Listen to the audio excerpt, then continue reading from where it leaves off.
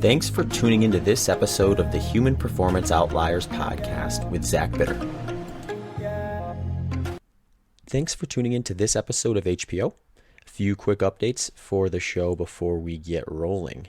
Coming up on the HPO is an interview I had with Sean Sakanowski. Sean is a very low carbohydrate or strict keto cyclist. I was interested in chatting with Sean to hear about his goals, lifestyles, experiences, etc. with staying classic keto low while sometimes cycling 500 plus kilometers per week and typically doing it on only about 3 sessions. I can't emphasize context enough when it comes to nutrition and lifestyle. Ultimately, everyone is presented with a unique set of variables to consider. It is why we have so much diversity in nutritional approaches and will likely never find a one-size-fits-all. We may find better starting points or better population level recommendations, but at the end of the day, whatever approach you decide to take, it should be sustainable for you or the long-term implications might suffer. Sean fits this mold well. He has a specific lifestyle and has found a nutritional approach that works well within it that he can rely on and stick to, and has been doing so for over 9 years. For this reason, I wanted to hear more. So stay tuned for that episode to drop. If you are anxious to check it out, you can get your hands on it now through my Patreon page, which is also an ad-free experience. Episodes there start at $3 per month if you want to get it pre-release, or $1 per month once the episode has been released on all platforms.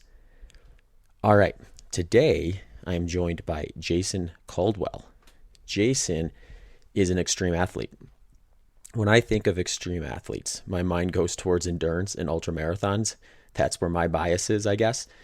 After speaking with Alex Wish for episode 256, I got a bit excited about extreme athletes that gravitate towards long duration events that have a bit more strength or full body usage. Jason was a great second look into this world. He has leaned into the extreme through rowing, oftentimes ocean rowing. Jason has rowed across the Atlantic Ocean twice, the second time breaking the world record as the fastest boat to ever row across the Atlantic, which took 35 days, 14 hours, and 3 minutes. The Namib Desert in Namibia is the oldest, driest, and most barren desert in the world. Because of this, it has earned the nickname by the indigenous population as the Gate to Hell. Jason put a team together to trek this desert unassisted in 2018. Away from the physical, through his company, Lat35, Jason delivers leadership programs and keynote speeches to organizations across the globe. To date, Jason has trained over 50 companies, written 2 books, and currently speaks at schools such as Wharton, Columbia Business School, Haas School of Business, and London Business School. The focal point or event of our discussion today is centered around a project where Jason and his 3-man team recently rowed from San Francisco to Hawaii in 30 days, 7 hours, and 30 minutes. The team rowed 24 hours a day in 2-man, 2-hour shifts to smash the previous record by 9 days. The record marked the 11th world record Jason has set. All right, folks, if you enjoyed this episode with Jason or any of my other episodes and wish to support, either monetarily or by liking, sharing, and subscribing, please head over to zachbitter.com/HPO for options. These options include joining my Patreon page, making a quick one-time donation, which includes options to avoid the need of joining a third-party platform, or by subscribing to HPO on your favorite podcast listening or viewing platform. You can also support HPO through the show sponsors. Details on all the discounts and promotions from HPO show sponsors can be found at zachbitter.com/HPO sponsors. These links can be found in the show notes as well. Sponsoring this episode are my friends at Inside Tracker. Inside Tracker was founded in 2009 by leading scientists in aging, genetics, and biometrics.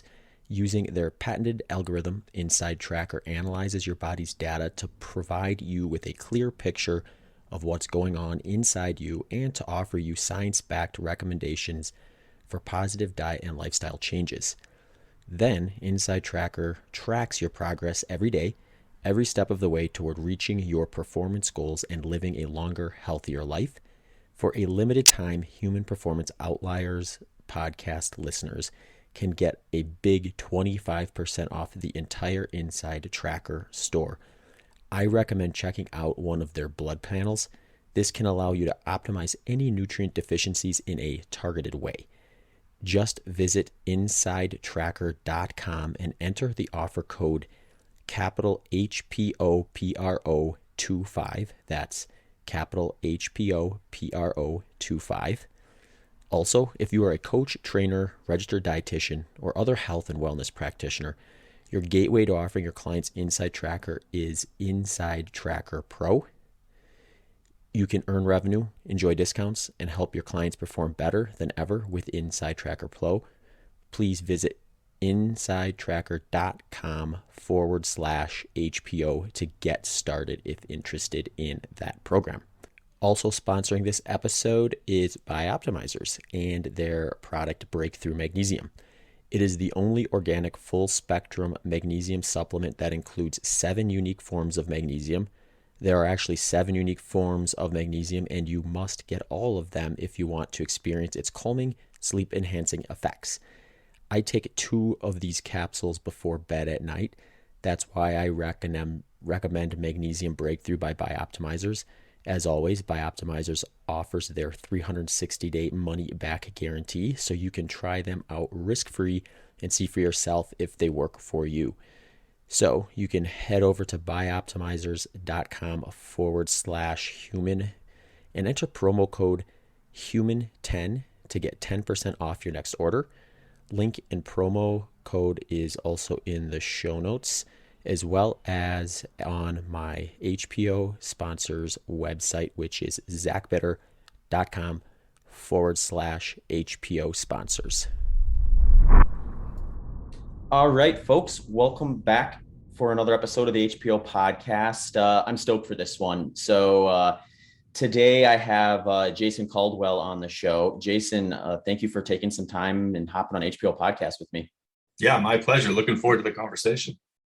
Yeah, it's interesting. I recorded getting close to 300 episodes now. So, the podcast has been out there long enough. I think I'll get people reaching out with guest suggestions and things like that. And it's always interesting to see which ones come across. And I actually remembered kind of reading some stuff on your story a while back and thinking, man, I gotta make an effort to get Jason on the show. And how life happens and you end up putting things on the back burner. I never actually ended up trying to connect with you, but then your team got a hold of me not too long ago, and I was like, oh sweet, that's right.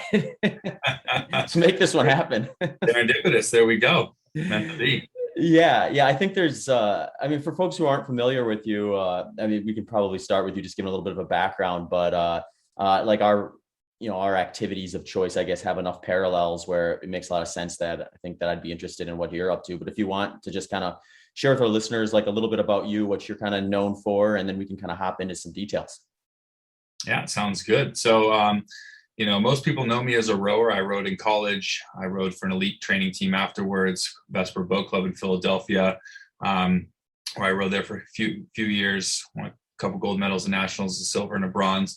And then I got into more the adventure side of rowing, big water rowing, rowing ocean. So I've rowed across the Atlantic Ocean twice, once in 2015 and 16, and then again in 16 and 17, where during that year, we not only won the race, but broke the world record as the fastest team to ever row across the Atlantic Ocean. And then most recently, actually just about 2 months ago, we completed rowing the Pacific Ocean from San Francisco to Hawaii, where we broke that world record by 9 days. We did that one in 30 days.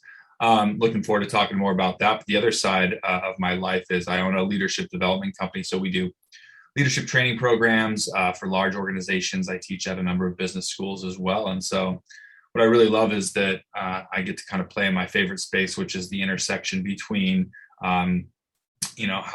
teaching people how to build teams, maintain high performance. But then I get to go out there and try to prove that what I'm talking about works. And so I get to try those things out by building my own teams for these big kind of audacious adventures and making a lot of mistakes, learning from those mistakes, and then coming back to my clients and being able to share those experiences and use those experiences to help teach and build, teams for the business world. So that's me. And then also, when I'm not running around crossing oceans and working with clients, I'm a husband and a father, and I've got a boy, Tristan, who just turned 2 yesterday. So I'm officially into what people call the terrible twos. Haven't seen it yet. I think it's the clumsy twos, because I think in the 24 hours he's been 2 years old, he's tripped and fallen, busted his eye, and now his lip. So it doesn't look good for us as parents. But anyway, just enjoying that journey as well. So. No doubt. That's very cool. I think it's interesting, the parallels you can draw from the things that like you're doing into other areas of life.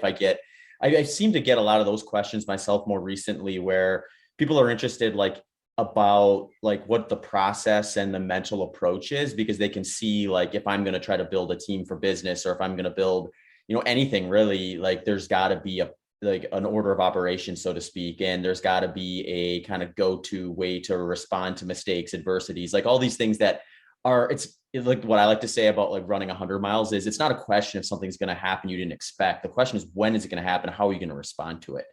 And like, when I think about what you're doing, especially your most recent one, where you're on a boat essentially with three other people for 30 plus days, in an environment that's quite unforgiving. It's like, I mean, you're not just like, oh yeah, I'm going to call an Uber and go back home if things go wrong. So like, I would imagine, given 30 days and other people's and like, their interactions with you and the environment, everything like that, there's going to be mistakes made that you guys have to kind of respond to and adjust to, that are going to take some kind of high level problem solving. And some of it you can probably plan for, where, like, okay, if this happens, we do this. If that happens, we do this. But then there's going to be things like that you really just can't plan for, and you have to figure it out on the fly. So what is it like? What is that like, I guess, kind of the preparation for a project like that? Yeah, I mean, it's so complex. We talk about these big adventures as campaigns, and that's really what they are. I mean, they're not just the row itself, but it's everything leading up to that row. It's building the team, training the team in the right way, getting that funding that's going to, required for having the boat and all the equipment, mounted and unmounted equipment. And then, of course, getting everyone to the start line. It's a tough thing just to get to the start line. I said on this one, I said there was a sense of relief as we pushed off through the Golden Gate on May 31st. And I just felt like and you can identify with this, all that was left to do was to suffer. I almost felt like, because we had done what we needed to do. We were the team that we were. In fact, I had a coach on my elite team that said that, medals are earned in the off season. You just simply row the race to go pick them up. He made it that casual. He's like, just go row the 2,000 meters down the race course, because the finish line is where the medals are. But like the color of your medals already been determined.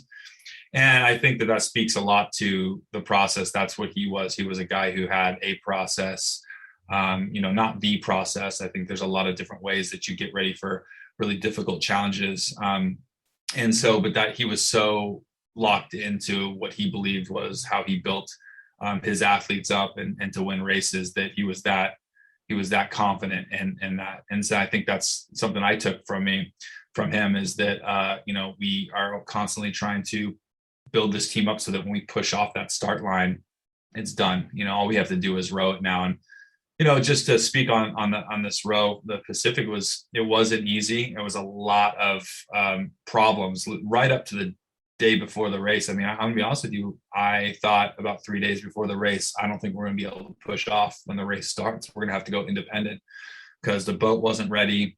We were having problems with all the electronics on the boat. We were having problems with our GPS, and you just can't push off on something, a 2,400 mile rowing race across the ocean if you don't feel 100% confident, and your teammates don't feel 100% confident that you've got everything on that boat. It's not just going to get you across, but it's going to actually get you across safely.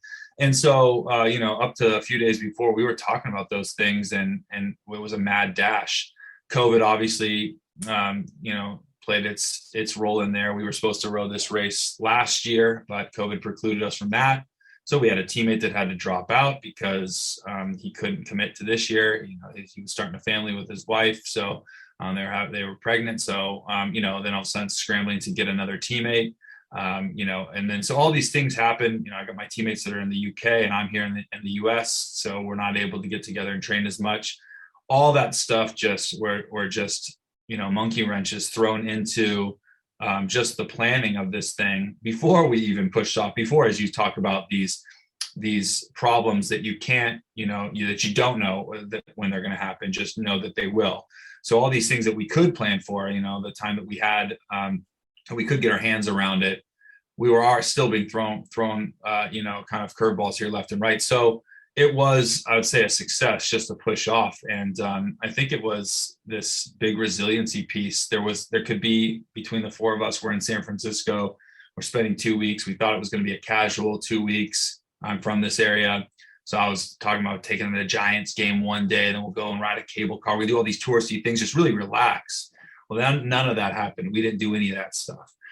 We spent every single day on the boat, getting it ready, solving problems until the day that we pushed off. And there could have been a lot of finger pointing, but there wasn't. It was here's the situation we're in. It doesn't really matter how we got here. It's, you can blame COVID, you can blame teammates, you can blame fundraising, whatever it is, but here we are, and everyone's head was just locked in, and it took us till literally the day before. But you know what, we broke the world record by 9 days, and I'm looking forward to talking more about that. But a lot of that world record was that took place in those weeks leading up to it. So yeah, no doubt. I'm sure there's a mountain of things that are done behind the scenes before you even start, where that people don't really recognize, even if they're following the actual event itself or project itself, that kind of puts everything in place to be able to even be in a position to chase a world record. And I've had the opportunity to interview quite a few people now who have done what they call a transcontinental run from San Francisco to New York. And talking to them and their crew is really interesting, because there's always these weird things you wouldn't have ever thought of, but then you're like, oh, now that I think about it, it makes total sense. And one that I think kind of stuck out to me is just like timelines, where like for that particular project, like it seemed like kind of an early to mid-September start was like ideal from a weather standpoint. Is there something similar with that for, I'm guessing, from San Francisco to Hawaii, where there's a really kind of strict time frame during the year where this is how we're going to have the best luck potentially with weather related type issues? Yeah. Essentially, in between hurricane seasons, I mean, you've got a window, and you can't go much earlier than sometime in May, because you're not going to have the wind and the currents that you want. But if you go much later into the summer, then you're dealing with hurricane season. That can be very, very dangerous. And then you take into that consideration, then you're thinking about, you're talking about like lunar timetables, things that people don't usually think about, but you want to try to go when you can take advantage of not only a full moon, but a full moon that is rising and that is in the night sky most of the night, because the difference between having a beautiful full moon that's essentially lighting up your entire night shifts, as opposed to no moon where you're shrouded in utter darkness, is a game changer if you're going to make this thing happen. So you're talking about the ultimate weather of the seasonal weather, then you're talking about lunar schedules, then you're going even further down and you're talking about tide schedules. When are you going to push off through San Francisco? For those of you that don't know the Bay Area very well, you're talking about a huge bay with water rushing into essentially about 1.5 miles of opening. So it is going through the Golden Gate, which is the only opening into the bay, is wild when the tide is going in or out. So you certainly aren't going to want to fight going in, against that tide. You're going to want to let the tide shoot you out. So, you've got all these different things that Mother Nature is requiring of you. And then you've got to be ready to go when she says, all right, here's your window. So it's crazy. Yeah, it's interesting. And I think like the question I'm sure anyone that listens to this is going to be wondering is about like wave patterns and things like that. It's we just had the Olympics occur recently, so like people probably at least paid a little bit of attention to the canoeing and the two woman like rowing competitions, where they have essentially, it looks like almost ice, they're just gliding over. Yeah. Whereas you're probably not seeing that level of pristine water, I would imagine. Yeah. So take everything that you saw in rowing in the Olympics and then throw it out the window, because that's what ocean rowing is. So. Mm-hmm. Yeah, I mean, I'll break it down a little bit for you, because I come from a world of that flat water rowing, that Olympic style 2,000 meter course rowing. That's what I did in college. And I did on the elite team at Vesper as well. And I rode everything from in the single, just by myself, all the way to eight-man boats.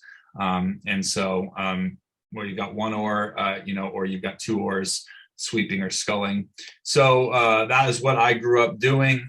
But ocean rowing is a different beast. Yes, it is that type of rowing. You're still using those same types of oars, but the conditions that you're in, as you can imagine, are brutal. And I'd say, these transocean rowing races, you could make an argument for being one of the toughest races in the world. And I always kind of think of it as being tough for two very, very different reasons. The first one is the more obvious reason, which is the physicality.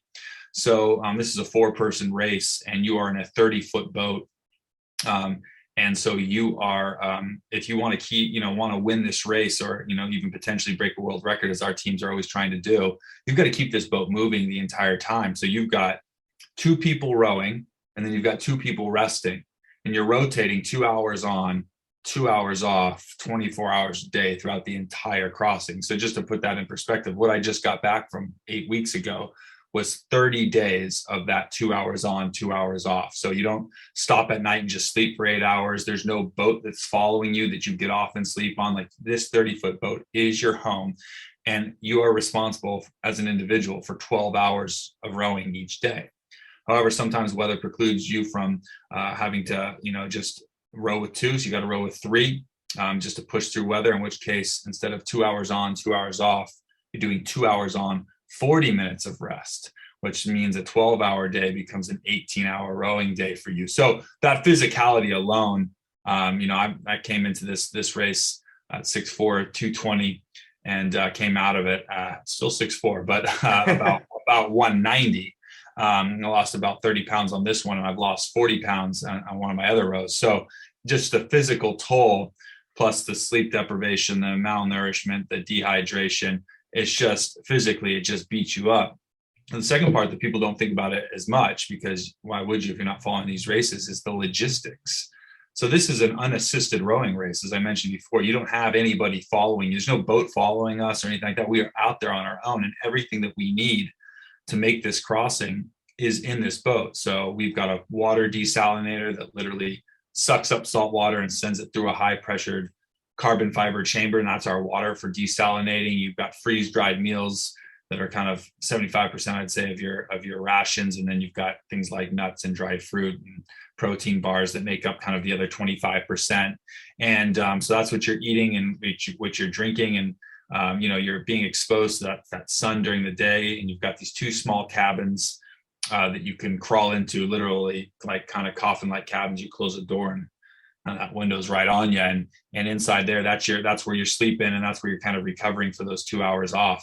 And everything in your boat's being powered by these 2 small solar panels, and that's powering your sat phones and your radios and your GPS for navigation, your auto tiller, and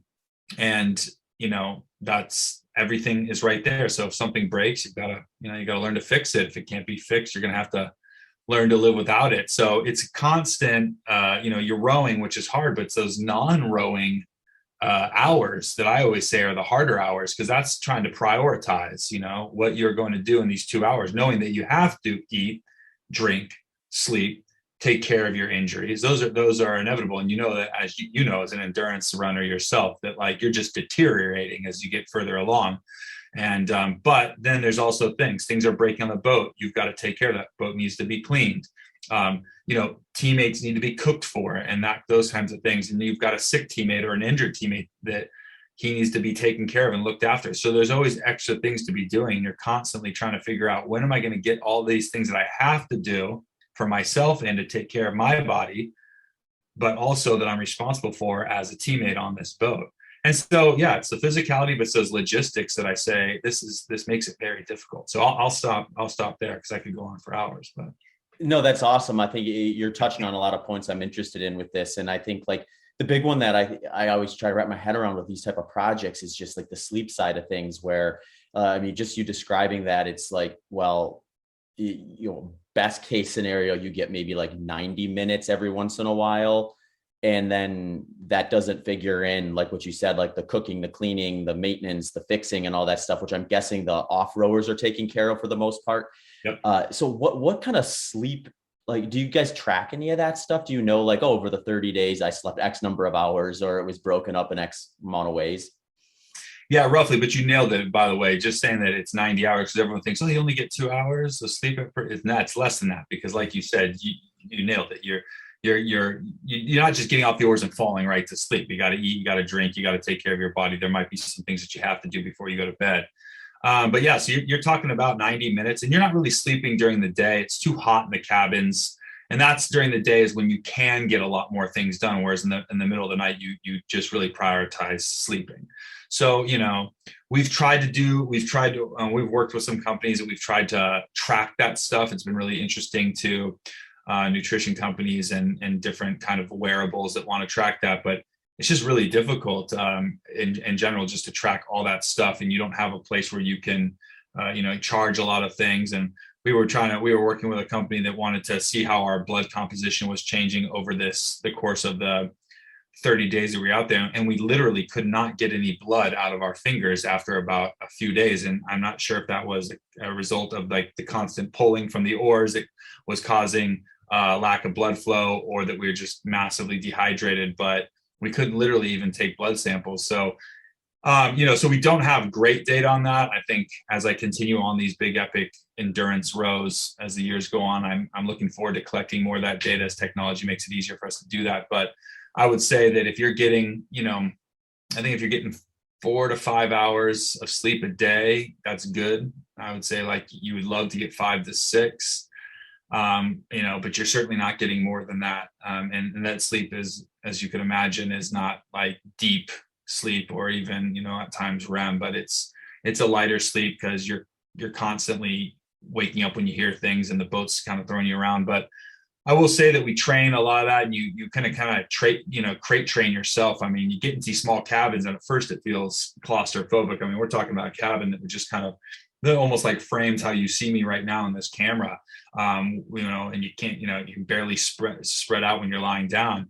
Feels claustrophobic. By middle of the week or middle of the race, you're really feeling like it's like your place of safety. You go there, you clamp it down, it's watertight, and like you feel for those 2 hours like you are safe. And there's that will help you with your sleep and all that kind of stuff. But it's why experience is king on these types of things, is knowing how you react to those types of conditions. So yeah. Hey folks, just a quick reminder, this episode's sponsors include Inside Tracker's top-notch blood panel offerings for 25% off, and Bioptimizer's Breakthrough Magnesium for 10% off and a 365-day money-back guarantee for all HBO listeners. If either of these products interest you, or any HBO sponsors, links and details are in the show notes or at zachbitter.com/HBO sponsors. Yeah, it's interesting to think about because, like, obviously everyone assumes you need some sleep, but then it's like, how much of it do you try to like learn, which like with your scenario is just really unique, where like my contacts from people I've talked to have been like sleeping in an RV. Well, I mean, I could rent an RV and practice that, or like, sleep in a bivvy or something like that, which would be maybe similar to that. But for you, it's like you have to probably get used to falling asleep with the patterns of the boat, and that, like you said, that claustrophobic nature of being in that little cabin, and then whatever varying temperature and noises are different, are all things you probably have to learn before, so you have an order or a process in place when you're out there and when it really counts. Yeah, I mean, it's really tough to replicate these types of crossings. And I mean, you've done 100-mile runs. You're talking about, you don't just go out and run that 100 miles. And I can't speak for how you train for that. But you're building to that, but you may never do a 100-mile run before your first 100-mile run. I'm assuming you don't. It's the same with an ocean crossing. You're never going to cross an ocean before you cross an ocean. Now, if you add up all the meters that I row in preparation for it on my rowing machine in my house, and when I'm going out on the water, it equals a crossing. But nothing can replicate the feeling of getting in a boat during a storm, having to kind of manage being in this cabin as you're being thrown back and forth, the salt that's all over you that is introduced to your body and that you just never basically leaves, which creates salt sores everywhere. I mean, that stuff you cannot replicate. And so, when I'm building these teams, I'm looking for people that have rowed oceans, have done this type of stuff. And as you can imagine, that pool is pretty shallow. But when I don't get an ocean rower, I'm looking for people that have gone through that mentality. Yes, endurance athletes, big time. I've had a lot of success with military personnel, and just people that have chosen to participate in life, as I like to say, and have put themselves in some pretty tough conditions and understand who they are when they're in those conditions, because you won't know how you respond to it until you're actually out there. And believe me, I've been on the losing end of that one, where I thought I had a great team, and then we get out there and it doesn't go well, and then you're starting to see some true colors come out there. And so you learn a lot about yourself. That sounds like a cliche, but I think a lot of people just, as if you got to be honest with who you are even beforehand. And we all like to think that we're the superheroes of our little story here, and we can go through anything, and the reality is that we just can't.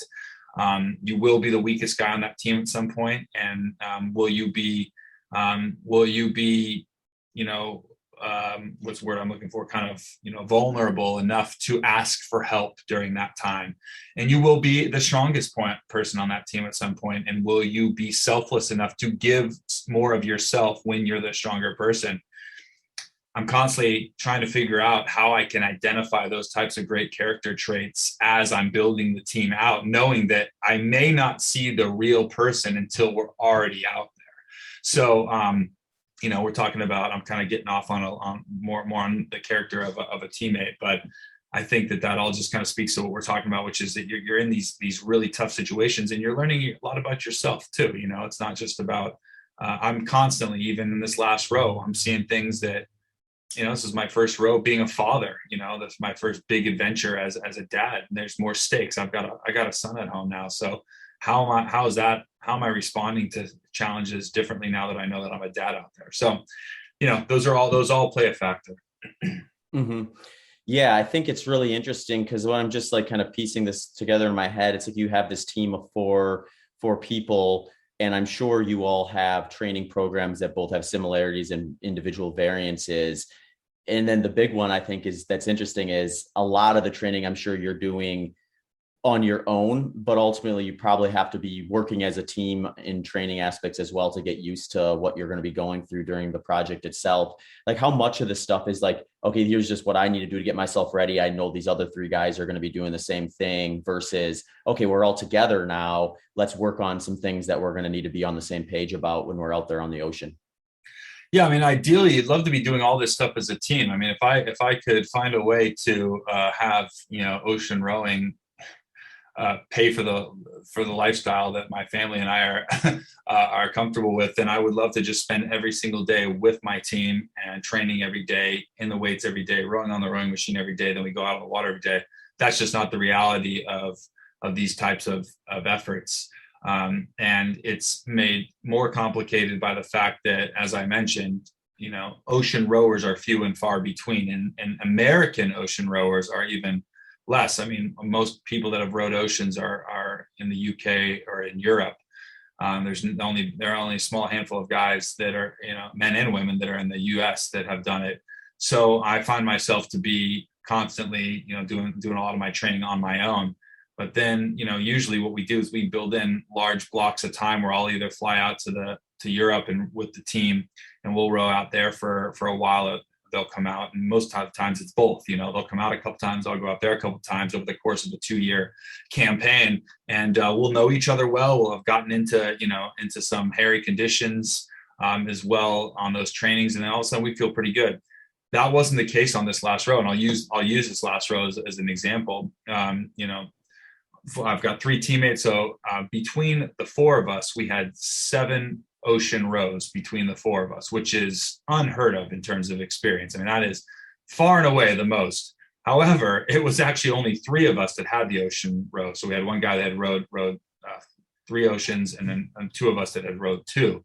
And then we had one guy who was taking the place, as I mentioned before, of a teammate that was supposed to row with us last year but couldn't commit to this year. He's a former Royal Marine, was London's fittest man in 2018. I mean, everything on paper says this guy absolutely will crush this. And everything but I never got to meet him until he came here. I mean, he was only on the team for 4 months or something like that. And so the rest of the guys went out with him. He did great.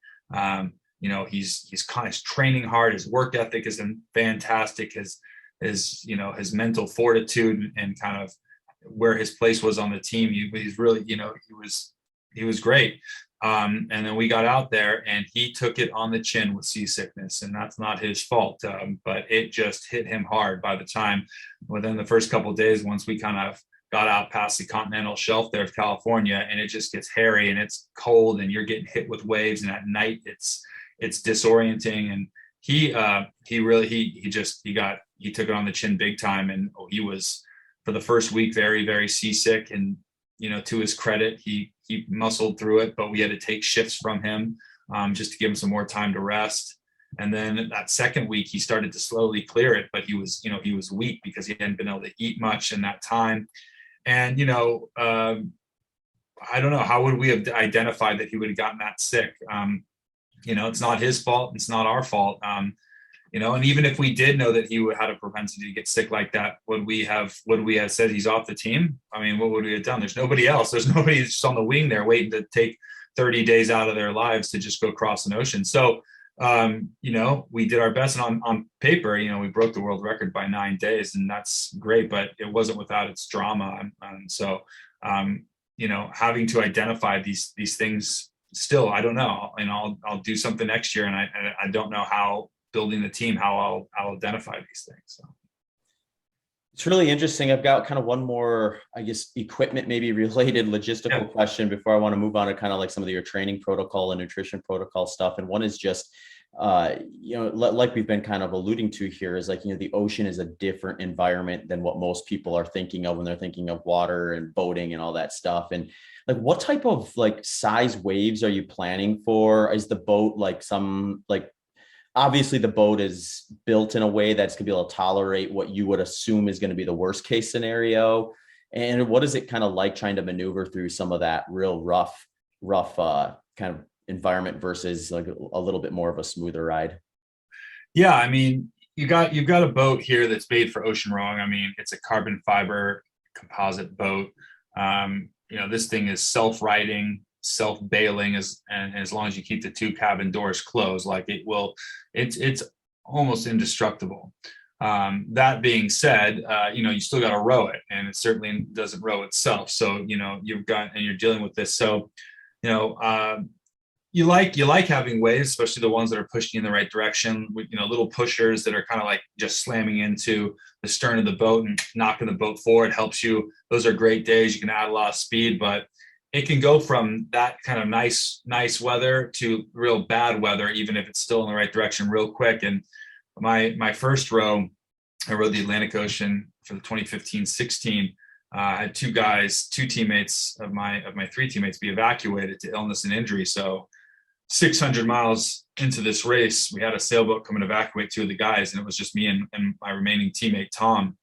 And so we're in a boat that's made for 4 or 5 people with just the 2 of us. And we hit some gnarly weather where we started seeing 20, 30, and at times 40-foot waves, these walls of water. And you say, how do you measure them out there? Well, like, you can't, but what I can tell you is that our boat, which is 32 feet long, was up it and literally surfing down it at times.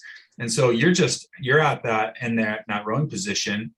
And, you're just basically, you're becoming, you're just trying to keep the boat from rolling or pitch pulling. And so these efforts are scary. And it's scary enough during the day as you're kind of going up this wave, and you're kind of like a surfer trying to kind of come down at a 45.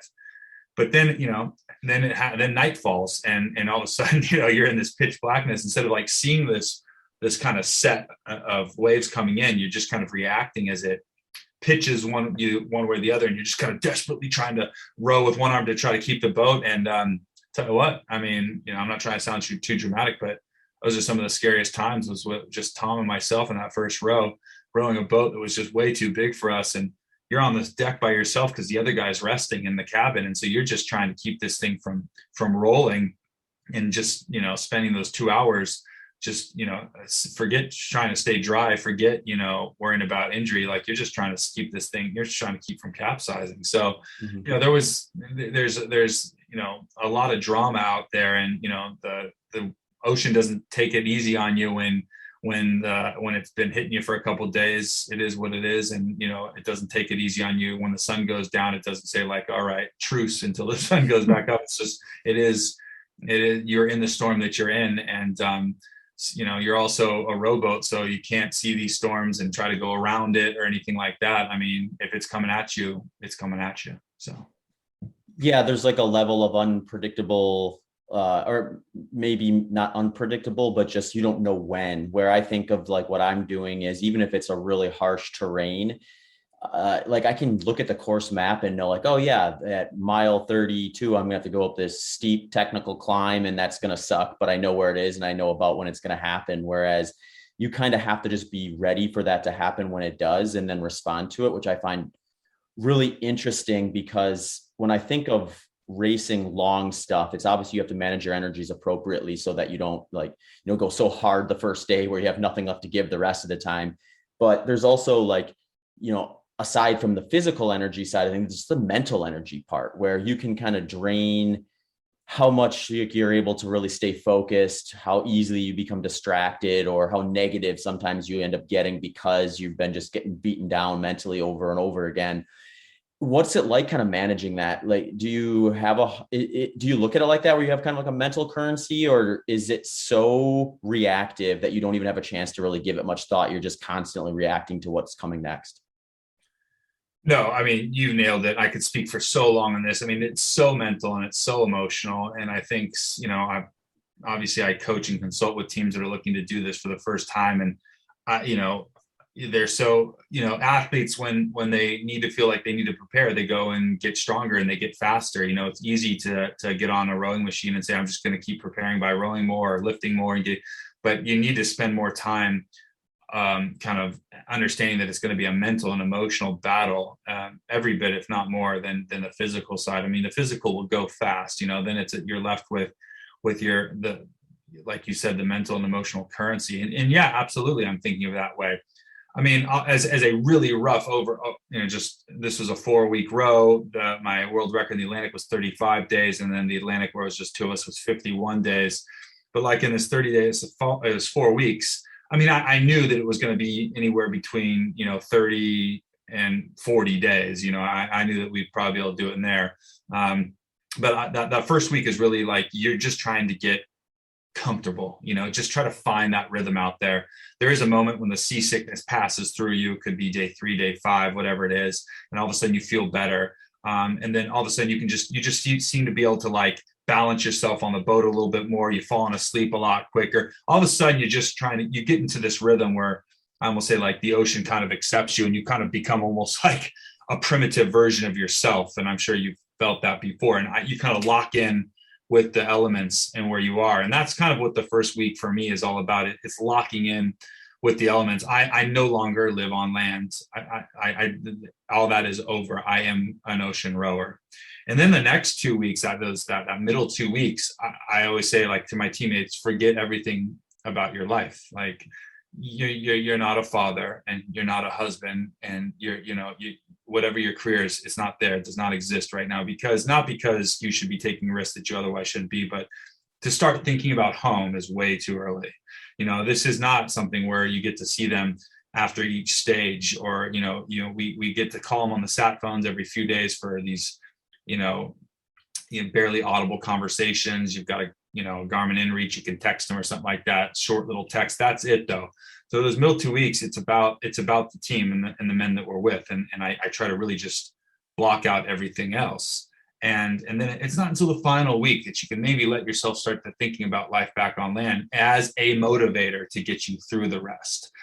So that's kind of how I break it up as a real, like, on a 30,000 foot kind of view of that stuff. But then you're going through all these like micro and mental and emotional traumas, just parts where you don't feel like you can finish the next 2 hours of your shift, let alone the next 20 days. And I find that when I'm most positive and I'm strongest, I can see far out. I can say, I see what the next week looks like. This is the mileage we need to get every day. Here's how we're going to make up for it should we hit adverse weather. And I can start being a planner. And then you go inevitably through the weaker moments emotionally, and you can't see that far. It's like the fog kind of rolls in, and you literally sometimes can't see past the next day. I'm just trying to get until the sun comes up. That's all I'm thinking about right now. How am I going to get from where I am now to when that sun comes up at, whatever it is, 8:20 in the morning on my shift? And then other times it's literally like, I'm trying to get through the next 45 minutes until I can get into that cabin and, maybe go feel sorry for myself a little bit and get some rest. So it really, and, once you're in that boat and you're kind of working on those emotional, you have emotional triggers, and you say you're not thinking about your family, but of course you are thinking about your family. I try to keep it business right there, but I'm going to think about my son and wonder why he probably doesn't understand, why I'm gone. He just one day woke up and I wasn't there. He's old enough to know I'm not there, but not old enough to realize why. And so those types of things hit. Anyway, so you've got all this and you've got to manage this. And the best way to manage it is to be honest with yourself.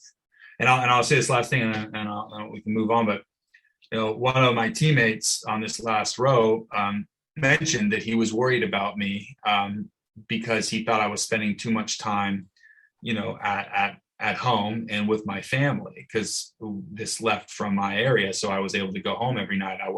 My teammates had to quarantine for 2 weeks in the Caribbean. Then they came out of here. It was a month of being away from their families before we even started this thing, where I got to see my family until last day. And, it was easy to react to that and say, like, don't worry about me, I'll be fine, worry about yourself kind of thing. But it was a fair assessment for this teammate to be saying like, how are you going to be leaving your family? And then, we've already had a chance to kind of like miss them, but I'll also be away. But the reality was I had been thinking about leaving my son since he was born. I knew that my next adventure would come and I would eventually have to push off and be okay with being away from him for a long time. And so it was the same thing as training my body, the same thing as rowing and lifting and, doing all my cross training like trail running and swimming to build up those muscles. I was building up. I love the emotional currency that you use. Like that is what it was, building up that emotional currency in the bank so that I had it when I left. And it worked. It really did. Of course, did I miss my family like crazy? Yeah. But I was able to kind of separate that when I needed to be there for my team. So. Yeah, I mean, one of the more interesting things that I thought of while you were describing that is just this kind of, I guess, mindset that we're in nowadays, where there's just such a high level of comfort and kind of reliability that we've essentially built into our lives, at least in like first world countries, that is a very, very small percentage of actual human existence, where, like what you're doing out there in the ocean is actually probably much more closely related to actually living in an environment where it's super unpredictable. There's very little security. There's, a lot of dangers and things like that. And there seems to be like this situation with, projects like what you've done and some of the other folks that I've talked to that do these multi-day things where you're reliant upon things happening that you don't expect, where you almost have to have a switch go off after a while, where now you're in that environment and your mind and body kind of go back to like, I guess what as humans we probably knew as just our reality for the majority of our existence. Yeah. Which is, I think it's just interesting because since like, folks my age and, basically almost anyone alive at this point living in the United States is gonna like look at that and be like, oh, here's a window into like our prior existence through, folks like yourself. And, you hear all their stories, you have these, like, I don't know how much TV you watch, but you have like these TV shows where like, well, this person's going to go live out in Alaska for, however long and just live off the land. And it's just like this fascinating glimpse into like, perhaps what the realities would have been like if we remove all the securities and predictability that we've kind of built into our day-to-day life. Yeah. I mean, I am 100% in that camp. I live a great, comfortable life where a fridge is always full and there's always a roof over our heads. And if it's a little toasty in our house, we can just go ahead and hit the down arrow button, and then all of a sudden I'm comfortable again. And believe me, I think about this when I'm training, because then I'm going to be thrown into the deep end of discomfort. And you're right, we have literally conditioned ourselves to always search for the greatest means of comfort. And that's okay, by the way. We deserve that. Like, this is people deserve to have that. I wish everybody in this world have it. But if you then choose to go ahead and participate in these incredibly difficult multi-day adventures where you're being exposed to the elements, it is, the juxtaposition between those two lives is huge. And so I think one of the things that I have prided myself in being is someone who can play in both those spaces quite well. And my training is about finding ways to create discomfort in my life, to build up for that, so that when I'm out there, I'm not shocked by it. Mm-hmm. And by the way, there's other people, and I've got a great example of a teammate who's done 2 of my rows with me, and we trekked Namibia together. Angus Collins, a great adventurer and a great friend, and he's almost the opposite. He has trouble kind of inserting himself back into everyday life. Is that when he's out there, he's nails, and he can get into that flow, into that kind of rhythm that I was talking about with nature really quickly. But he has trouble getting back. He has trouble coming back and re-engaging with, society. Mm-hmm. And I think that there's a lot to be said for both those. Whereas you're right, 2,000 years ago, we didn't call it adventures, we just called it life. I trekked across the Namib Desert in 2018 in Southwest Africa, and they made a big deal and said that no one had done it in modern history, and the only reason anyone had done it, period, is because, well, 2,000 years ago, which is where we left from, we saw these rock paintings that were dated back to 2,000 years ago of these hunters, with giraffe and elephants. And they were following the herds, and they trekked it every year because they were just following the food source. And it almost makes you feel like we're celebrating something that people just did for life, and now I'm going to be celebrated for actually being able to complete it with, by the way, a pump that's going to pump water out of the ground for me, and capsules are going to clean anything out for it, and I've got the best shoes and all this stuff. So yeah, I mean, I think about that all the time.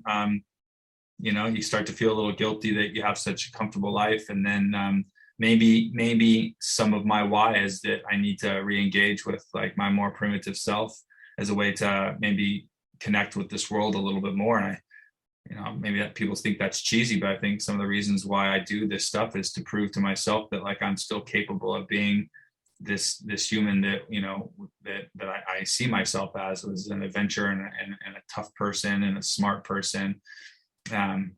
So who knows, I mean, I continue to do this stuff and learn a lot about myself with that. Yeah. I think it's just a kind of a perfect situation, really, when you think about it, where like, obviously the predictability and the securities that we've built into society are great for advancing society, for pulling people out of poverty, building, essentially supercomputers that we can all stick into our pockets so that, you can connect with people you would have never seen before, been able to talk to before, and try foods that you would have never been able to have because you would have had to hike 1,000 miles to get to anything that would grow even remotely similar to it. And then these sort of things. But then, the removal of the hardships that would normally require that sort of, ease is also got some negative consequences to it, where it does make you it makes you soft, or maybe like a little bit less understanding, and that piece, if you can build it into that structure, is kind of the perfect side of things, I think, because now we have all the benefits of the technology and things, but we also have the experience of what it's like to not have those. And it's just about like finding what way can you challenge yourself or interject a little bit of difficulty into your life so that you haven't lost touch with that side of humanity, and you can appreciate it, and then ultimately be probably a lot more grateful for that smartphone, or, that family vacation and all that stuff that we like to kind of enjoy in the more comfortable sides of life. Yeah, I couldn't agree more. And I think it just, it creates compassion too. I think, yeah, you're right. We have these nice lives technology has given us. We live longer, and when we do live longer, we live more comfortably. We're able to do things. I mean, but without this connection to to the greater world, whether that be through adventures like I do or just simply traveling. I think we lose that compassionate component where we see things on the news and we automatically think that when someone's doing something that we wouldn't do, it has to be wrong or ridiculous. And then, you start to get out there and you realize that there's a piece called necessity that people have to build into their worlds. And that when we are able to do whatever we want, when we want, we have conditioned ourselves to living a certain way. But, you get out there, and I'll give a great example. It's like, of how far away we are from people that are living in the same time as us. Is when I was in Namibia trekking, I ended up having to trek most of it by myself because my two teammates had to call out because of heat exhaustion. And I'm on like day 5 or 6 or something like that. And I'm telling you, I'm almost ready to be done. My feet are killing me.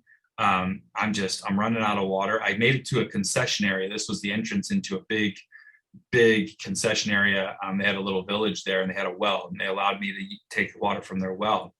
And there was a family that kind of managed this area, and they allowed me to just camp outside of the village, just outside. And there's one particular boy, I put him at like 18 or something like that, that seemed really like interested in what I was doing. The rest of the group didn't seem that interested in what I was doing, but he wanted to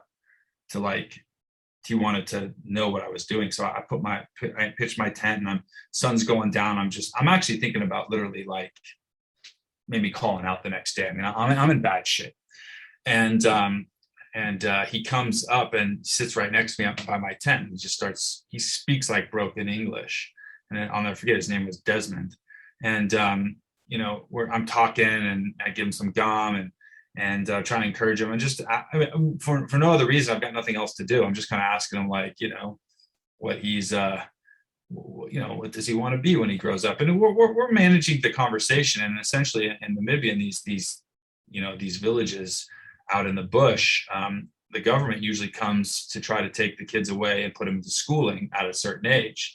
Well, these villages know that the government's going to come and take them away. And so their strong, athletic children, they send out to pasture when the government's coming, and hide them basically with the goats so that they can't make a count.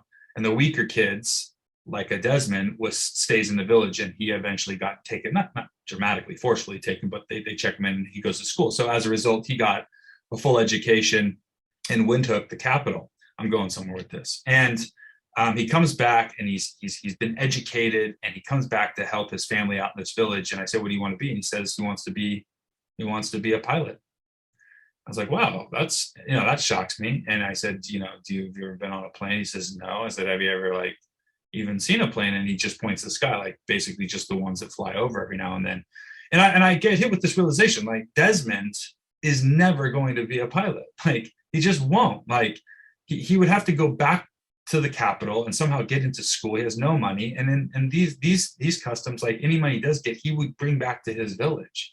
Like, he won't have that opportunity to be a pilot. Like, it's just not going to happen for him. And here I am trying to just trek across what is essentially his backyard, and people are going to applaud me for that. And I just remember, like, something switched in my head in that moment. I was like, just sitting next to this kid, who's, almost 20 years my junior, realizing that, like, I'm out here because I'm just trying to pursue personal goals and ambitions of mine, while he's going to literally be working in this village for the rest of his life from necessity.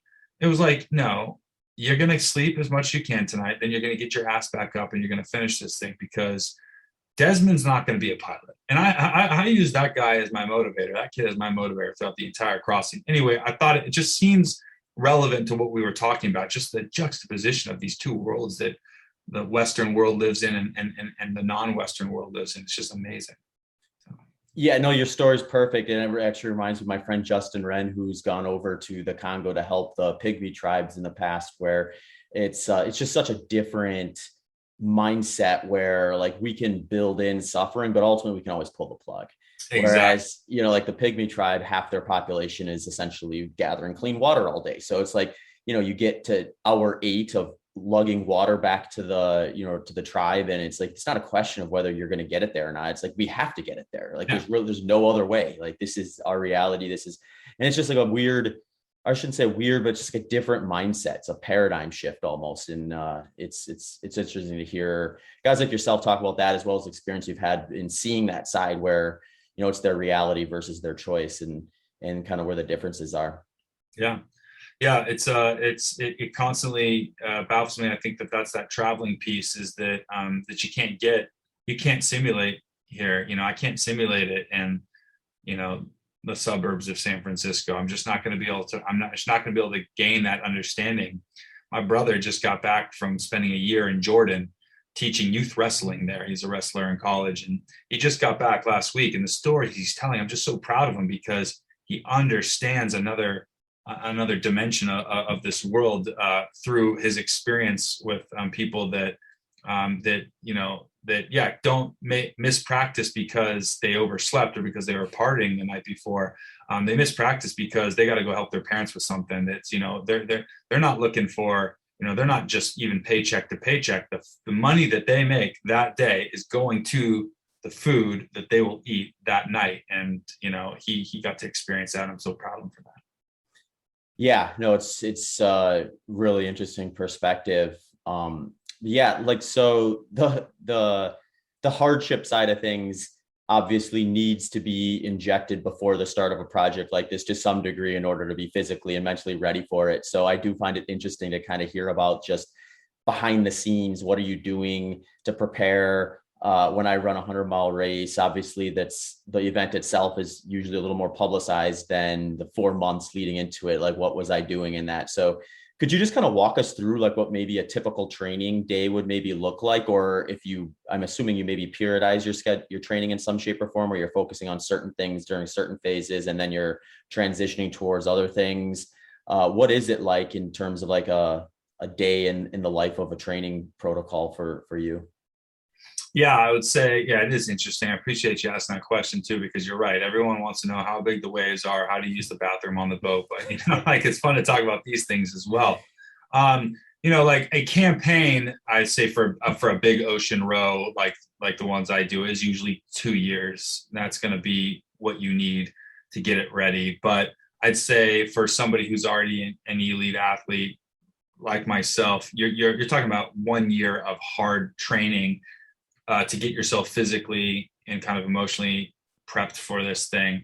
And, obviously where you are in your training will dictate how hard it is, or, how much time you're spending on it. But like a typical day of training for me, as we're kind of getting within the last 3 months or so of my Pacific row, and I actually did like a day in the life. I did an Instagram post on that, and I found that a lot of my followers really appreciated that, because they really hadn't seen it before. But and this is me, because I'm married with a kid, so it's like I'm up at 4:30. I'm doing my first row on the rowing machine, and I'm going to spend 2 hours on that machine doing something, whatever it's going to be that day. But I'm doing a 2-hour workout, and that'll be down in my garage, just to come upstairs, roll out, stretch out, to be able to be there for my son and help make him breakfast when he gets up at around 7 o'clock. And then I'm off to work. I've got to work. I've got a day job. I own my own business, but so I'm fortunate that I can make my own schedule. But I've got to pay the bills, so I'm working all day. Then I'm doing an afternoon, usually a lift. So I'm in the gym doing a lift in the afternoon. I've got to be home by 5 o'clock though, because my wife does tutoring for kids, and she's usually tutoring in the evening. So I've got to be home by 5 to take care of Tristan. We go for a walk, I make him dinner, we have bath time, then I put him down. By that time, my wife comes home, and then I'm out the door for usually a third, usually a run or a swim, depending on what day it is, and just something that, is going to be kind of a long distance, low intensity, and then trying to get in bed by 10 to do it all over again. So I usually try to do 2 to 3 different types of things during the day, surrounded by being a husband, being a father, running my own business. And that is very tiring. It was like in 2020, I trained the whole way up, but we didn't pull the plug on the race last year until like a few weeks before, when we tried everything, but we just couldn't make it happen because I couldn't get my teammates from the UK. And all that, as you well know, it's wasted training. I mean, there is nothing, you can't put it in the bank and save it for later and say, okay, I'll just go ahead and insert that a year when I need all the training. Like, So a lot of my teammates, they went and did things anyway because they're like, what are we going to do? So two of my teammates rode around Great Britain, which was amazing. But I was kind of stuck with not having much to do. And I just felt it, and I had to bring myself back down and then, start it back up again, because you can't maintain that level of intensity, as you well know, too. It's not sustainable. And what you're basically doing is rowing these oceans, trekking deserts, running 100-mile runs. We as athletes know that they're not healthy. They break your body down. You're slowly killing yourself is essentially what's happening. So what you're doing in preparation is to build your body and your mind up in a way that when you get to this extremely unhealthy thing that you're about to do, that you can kind of stave off the deterioration. And that's how I look at it. So 10 years ago, when I was in my 20s, I was all about getting bigger, getting faster. And now, I spend so much more time rolling, stretching, Pilates, yoga. We have a team doctor and nutritionist who's actually just next door, Dr. Lazarus. I brought him in to try to give us a physical, mental, and emotional edge on my second Atlantic row. It was game changing. We talk about, as a team, besides the things I just said, we're talking about things like working on breathing techniques, working on our circadian rhythms so that we can get more from the little amount of sleep that we're getting.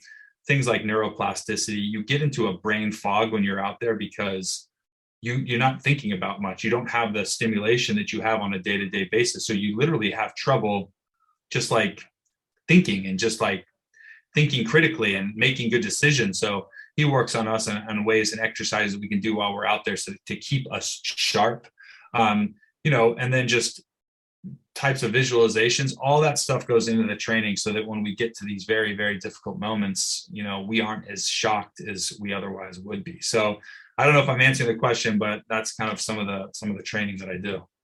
Yeah, that's great. And I think it's what you described was, especially when you got to the mental side of it, was something that I kind of learned a little bit on the fly with my own running career, and with just like, you do enough trial and error, you eventually find things that work better than others. But one of it was like, finding ways to maximize any given effort so that it's not like when I first got into like ultra marathons, it was all about physical adaptation. Like I got to stress my body this way to be ready for this. And if I do that, then my mind will be in the right place because I'll trust the training, and then everything will take care of itself. And then I started kind of getting a little more efficient, I think, where it's like, instead of going out a 30-mile run and thinking about how this is going to prepare my body to eventually run 100 miles, it was, I have this opportunity to use this 30-mile run to prepare my body, but also prepare my mind for what I will be doing in that 100-mile race. So using visualization and things like that to try to like actually pretend I'm out there doing like the last 30 miles of a 100-miler was something that made it so much easier when I would get to that point of the race itself, because I felt like I had some dress rehearsals built into training versus trying to draw from the last time I ran 100 miles and think like, what was it? What did I do to get through this block last time? Yeah. But yeah, it's really, I love how you rattle off 30-mile runs like it's nothing. Like I'm sitting here going like, I think the most I've ever done is 16. And I was like, so I just love that you're rattling them off. That's great. Well, the nice thing about a 30-mile run is I can go to bed at night in a bed and get 8 hours of sleep. Whereas when you're on a boat out in the ocean, those options are off the table. So I love talking to guys like you for that very reason. There's enough parallels, but there's also enough just completely different things that blow my mind about what you're able to do, both in training and in event planning and execution too. And another thing I want to chat with you about too is just kind of the nutrition side of things, because I think when you get into sport in general, you get kind of go-to nutrition strategies, or essentially, the more popular sport is, the more science gets pumped into it, the more, I guess, narrow you can maybe cut down as to like where, at least at a population level, the ideal nutrition strategy is going to be. Then you get to sports like what we're doing, where it's you can extrapolate some stuff forward, but ultimately it's unique enough. The variables are different enough. There's probably things that we don't even know about that are happening that are going to be impacted by nutrition that a little bit of trial and error almost has to tease out if you even get to that point. Yeah. But can you talk to me a little bit about just like, what is it like? What are you doing to fuel your body in training, in recovery? And then ultimately in the project itself, is there crossover from your your nutrition during the training and stuff into the event itself, or does it have to change due to like the specifics that are different about being out on the ocean that long? Yeah, I'll start backwards and just start with the row itself. Is that there's almost no crossover. I mean, what you're eating out there is essentially crap, like because by virtue of the fact that it has to last and stay on the boat for 30 days. So, like I said before, 75% of your food is freeze dried. So it's not healthy. It's just calories. That's all it is. You're looking for calories. I mean, I wish I could balance out my macros out there, but I'm just not, like I'm just not looking at it. I'm not scanning with my phone the barcode to be like, oh wow, that's high on carbs. I'm gonna have to find some proteins and fats here. So then the other 25%, yeah, nuts, dried fruit, that sounds healthy enough. Protein bars, high in sugar, what are you gonna do? But those are just, it's calories in, calories out, and you're running at such a calorie deficit. All you're talking about on the boat is how many calories did you get in. When guys are seasick and the other guys are trying to encourage them to eat more, even though he doesn't want to, he knows he needs to, they're talking about calories. Get this many calories in, because you kind of know how many you're going to burn on a row or in a day. So try to get this in. So that's it at that point. So and you come back into the prepping, yeah, then it's a lot more, it is a lot more rigorous. I do balance out my macros, and I am constantly, and like I said, our team nutritionists and doctors is constantly working on ways, but everyone's different. So for me, like my fat goes fast. I probably lose more weight, although I'm probably one of not the biggest guy on the team. I lose more weight than anybody. I lose the fat real quick. So I have to build that lean muscle mass, which is like that slow burning fuel that I'm going to have out there. So, I look at my fat as kindling that'll only last that first week, and then it burns off. And then I've got to have those bigger logs on the fire that are just going to be able to slowly be eaten away. And so for me, it's about building muscle, and that comes through like balancing out my macros. And without going into like, how many grams of everything I would say that cutting out for me, here's the things that like I do like the vegetables, and I love the protein, but I do eat meat. Some people don't. I definitely do. And then my two biggest vices are, I like sugar, and and I'm gonna like a whiskey on the weekends. And so as I get closer to it, it's what am I gonna toss out? And whiskey's always the last to go, by the way. So but then I cut out that sugar. So once I cut out that sugar and balance out my macros, along with the workout that I just told you about, I can build muscle mass really fast. And I also like to cut the fat. I like to train with low fat. Like I can build that fat back up. I can put weight on pretty quickly. So I train lean. I train down at around 205 to 210, which would be lean for me at 6'4". And then in the few weeks leading up to the row, I'll let myself kind of eat stuff that they'll put some weight on, and I try to build up to 220 to 225. So really on the boat, it's just calories. It's nothing more special than that. I wish I had something it was cooler than that, but it's not. It's very basic. I'm eating mac and cheese, chicken and rice, these dishes. They're high in sodium, so you swell like crazy. You're not drinking enough water, so you're even more swollen. And so but when we're out here, when I'm training like that, it's really about, for me, low carb, high fat, high protein, cutting out things like sugar for me, and then at the very end I cut out the alcohol. Yeah. Well, it's just interesting to hear because endurance sport, I think when you get to Olympic distance stuff, it's like all, a lot, especially at the high end level where a lot of people are looking at moderate, high carbohydrate stuff. Then you start stretching it out to ultra marathons, multi-day stuff, or something like you're doing, where now you have multi-day stuff plus the logistical hurdle of having to have all your food on board essentially in a nice, clean, tight package so it can fit and doesn't bog down your vessel. So like, to me, I'm interested because I've had a guy, Dr. Mike Nelson, on the podcast a few times, and he's like my go-to guy when it comes to just like metabolic flexibility and just this concept of being fat adapted or being carb reliant, and like based on context, where do you want to be on that spectrum?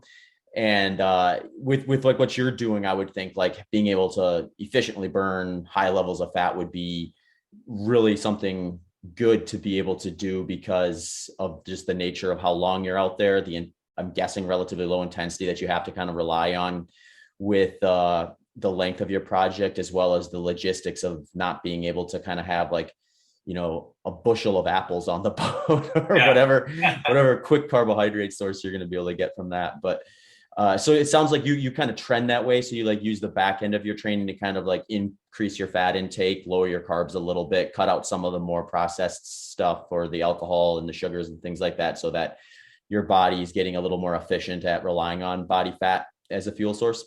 Yeah, body fat's big as a fuel source for sure. So that's what I try to let it eat away at, instead of just always wanting to go to the carb. And so I try to starve it of carbs for a while there.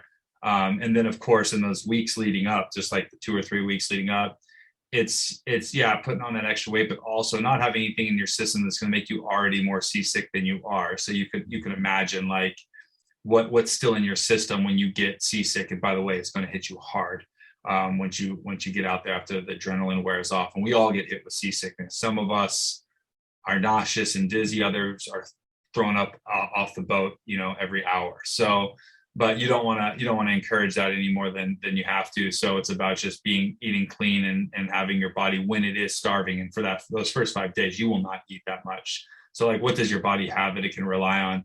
If it's used to getting carbs and all of a sudden you can't feed it carbs, like you do feel, you feel you almost like you're going through withdrawals almost. So you need to start from that. So you can just start eating from the fat and being okay. For me, for seasickness, I get nauseous, I lose an appetite, and I get disoriented for sure.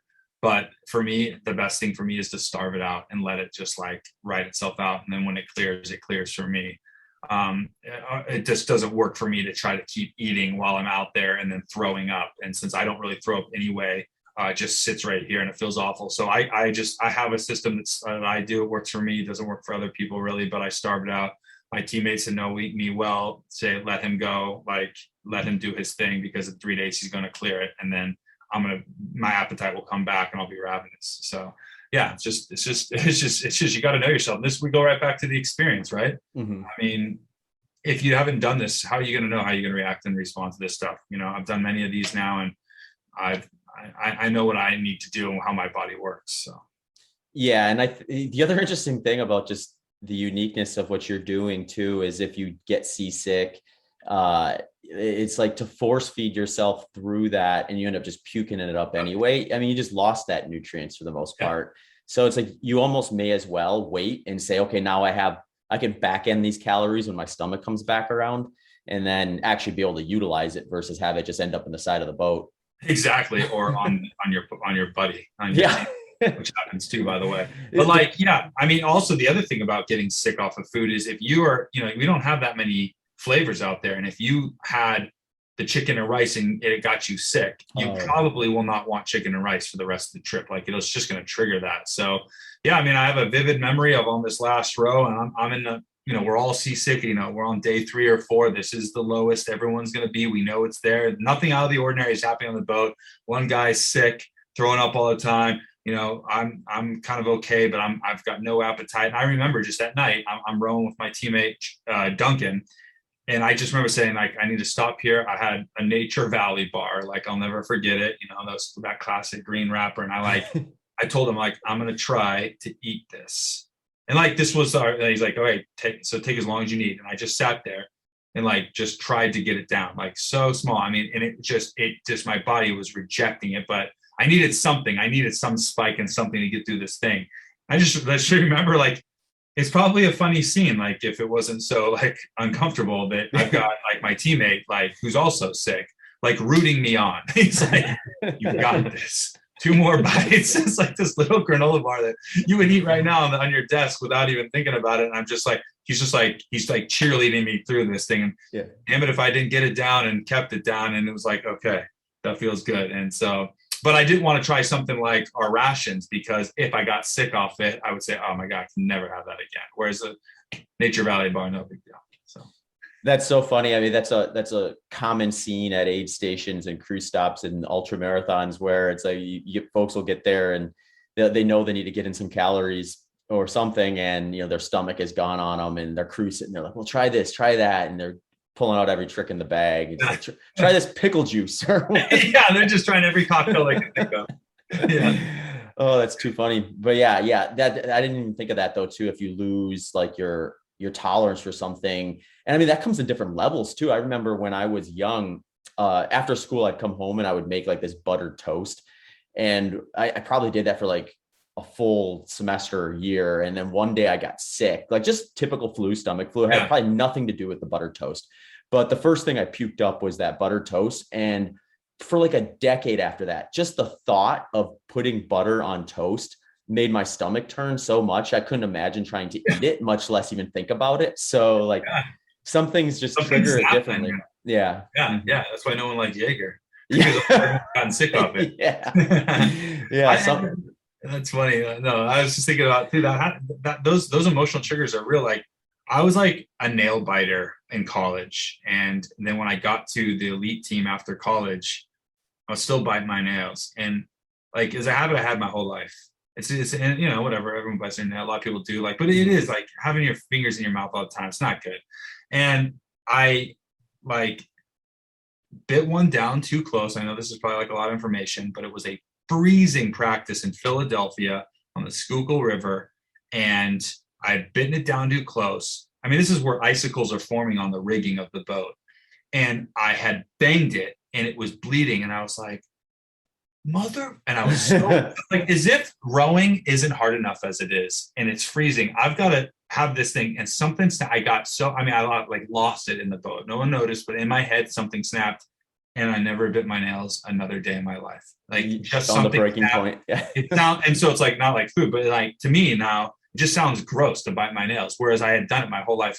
Something snapped. So there are these emotional triggers. I wish I could like harness that in for my other bad habits, like ice cream on the weekends, you know, but I haven't figured out that one yet. So I can't remember if this is from like a movie or a TV show, but like way back in the day where like the parent catches their kid smoking a cigarette. He's like, well, smoke this whole pack and then and then never touch a cigarette again. Do you remember the TV show King of the Hill? Because that's what happened in King of the Hill. Is that what that's from? Okay. Yeah, I remember Bobby or I think it was like Bobby like made his kid like smoke like packets of cigarettes so he was like blue in the face. And then it was like, so that's like totally something my dad would do too, by the way. Like he's like, I think this is fun here.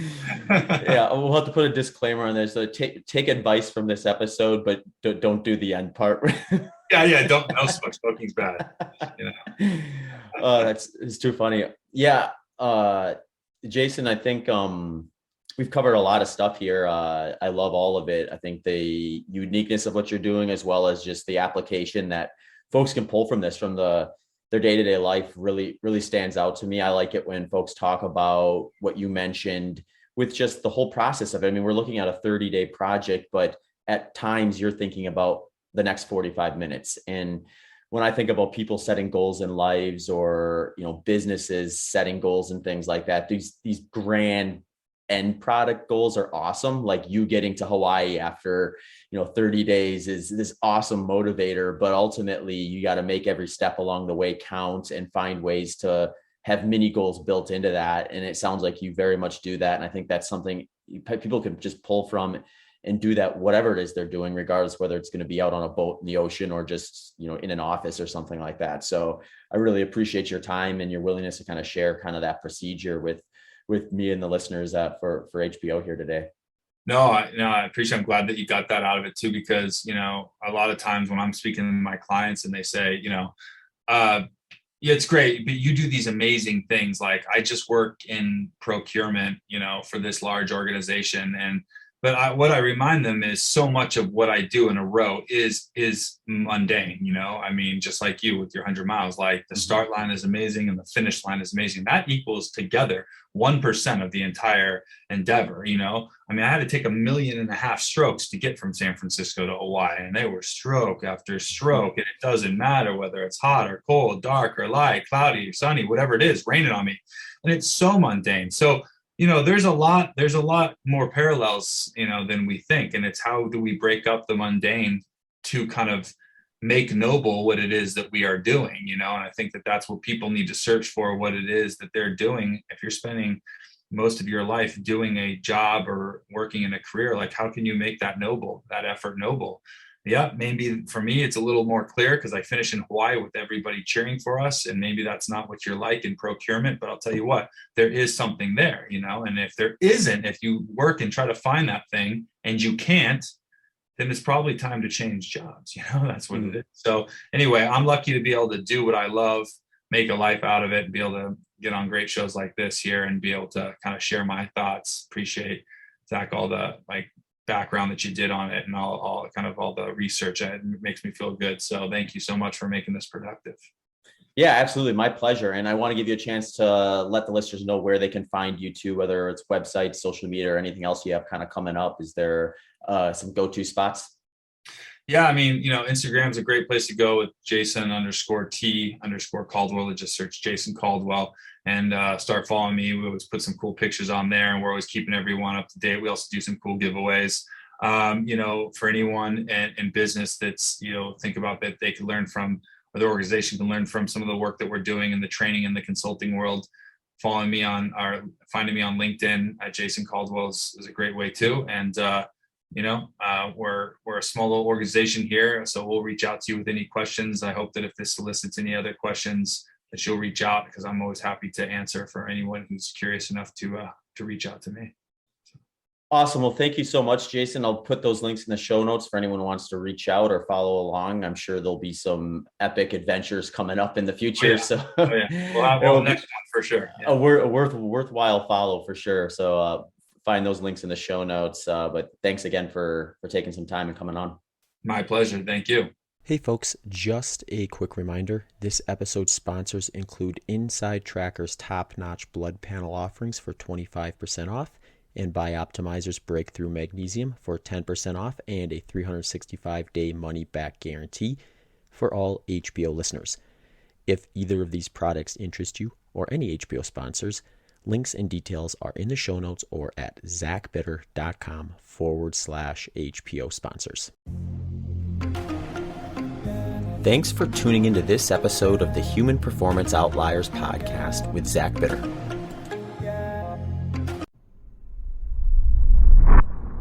All right, folks, if you are interested in adding some structure to your training program, I have some options that might interest you. Over on my website, zachbitter.com, I have a wide range of ready-made plans that have options for beginners to advanced endurance athletes.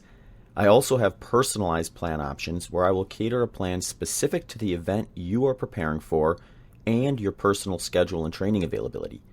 You can also access a variety of add-on options from email collaboration to consultation calls to help guide you through your training and nutrition needs. You can access these with or without a formal plan. So head over to zachbitter.com and let me know what you think.